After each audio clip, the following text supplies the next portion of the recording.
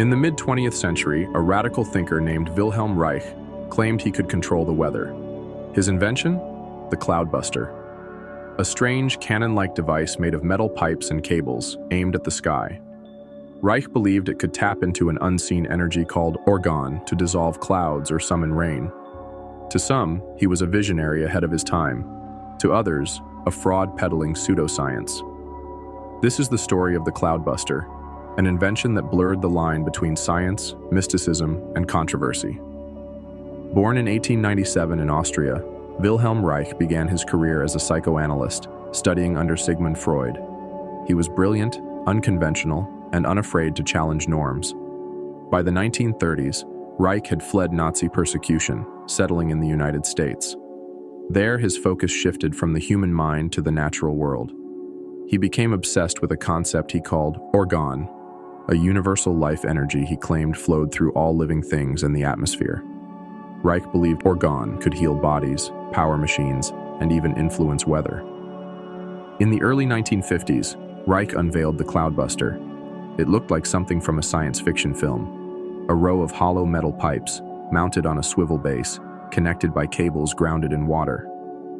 Reich's theory was simple yet wild. He said Orgone energy in the atmosphere could become stagnant, forming clouds or drought. By pointing the Cloudbuster at the sky and manipulating this energy, he claimed he could restore balance, either breaking up clouds or coaxing them to release rain. The device didn't shoot beams or electricity. It was passive, relying on what Reich called orgonomic potential to draw energy from the air. He tested it in rural Maine, documenting his results with fervor. The Cloudbuster was rooted in Reich's organ theory, a bold vision of a universal life energy he called organ, from organism and orgasm, tying it to vitality and sexual flow.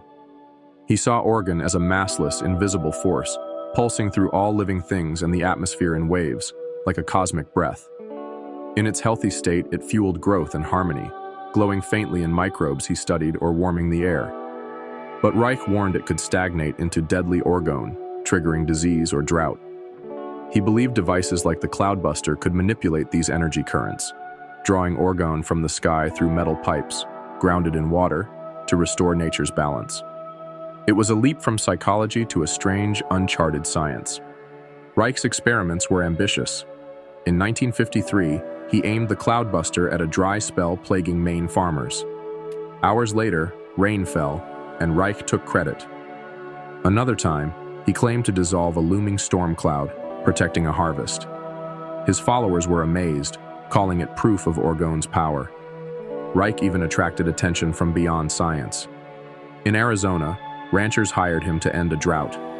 After days of cloudbusting, rain reportedly came, though skeptics pointed to natural weather shifts. Reich's notes were meticulous, filled with diagrams and observations, but they lacked the controlled data science demanded. Still, his believers saw a revolution in weather control. The Cloudbuster's fame came with scrutiny.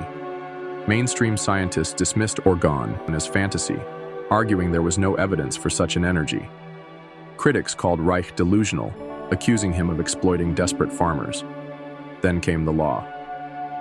The U.S. Food and Drug Administration targeted Reich's broader Orgone work, especially his Orgone accumulators, boxes he sold to concentrate energy for health benefits.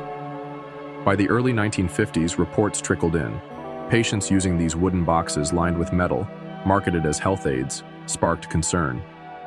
The FDA launched an investigation in 1951, labeling Reich's claims fraudulent. Agents went undercover, posing as clients to gather evidence, while scientists tested accumulators and found no measurable energy, only hollow promises, they said. Reich dismissed them as ignorant bureaucrats, refusing to cooperate. In 1954, the FDA struck, filing an injunction to ban his devices and literature nationwide. They accused him of peddling quackery, endangering vulnerable people with unproven cures. Reich fought back, representing himself in court in Portland, Maine that spring. His defense was a spectacle, rambling lectures on Orgone, defiance of authority, and pleas for scientific freedom. The judge wasn't swayed. On May 7, 1954, the injunction passed, ordering Reich to destroy his accumulators and halt all Orgone work. He complied at first, smashing devices under supervision, but soon resumed in secret, shipping parts across state lines. That defiance triggered his arrest in 1956, contempt of court, a federal crime. The trial was swift. The gavel fell hard. Sentenced to 2 years, Reich's fate was sealed, his dream of Orgone validation crumbling under legal weight. Reich's final days unfolded in a stark cell at Lewisburg Federal Penitentiary in Pennsylvania. Convicted of contempt in 1956 for defying the FDA's ban on his organ devices, he was sentenced to 2 years.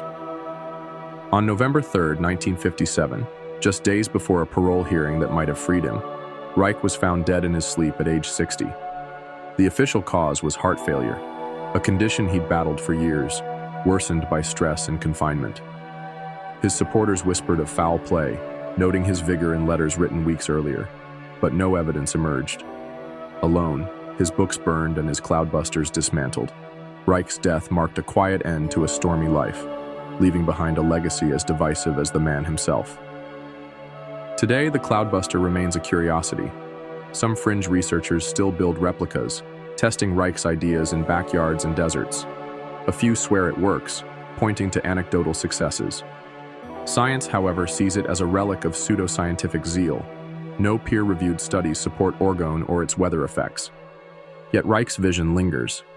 Was he a misunderstood genius, tapping into forces we've yet to grasp? Or a man lost in his own imagination? The Cloudbuster challenges us to question where invention ends and illusion begins.